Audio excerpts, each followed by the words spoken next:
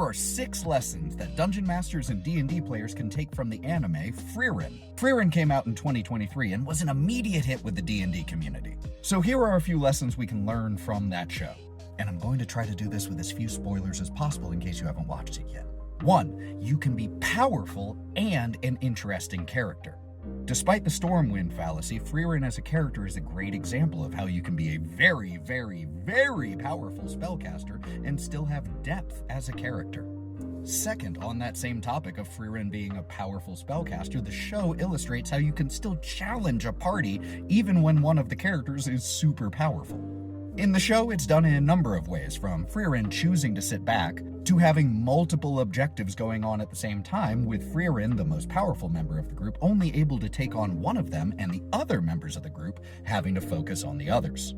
Third lesson builds directly off of that one. You can have a powerful character and not have them be the main character. Now, obviously, given the title of the show, Frieren is actually the main character, but there are tons of examples of how in individual episodes she isn't.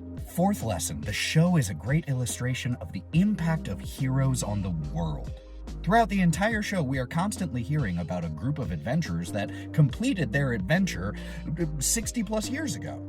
But there are still statues to them. They are folk heroes, almost mythology. The calendar system is partially dated based off of them. Lesson number 5 from Frieren: not every story arc needs to be the end of the world.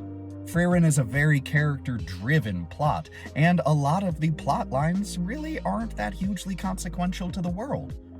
And that's okay. Sixth lesson is that death and loss can be incredible for building a great story. Frieren kind of begins with loss, and her entire adventure in the show is motivated in some way by that loss. Bonus 7th lesson. It is a great example of time, and specifically time in terms of ages with things like elves. There are very few shows that I can think of that will help you appreciate just how long-lived elves are and other long-lived species compared to us humans.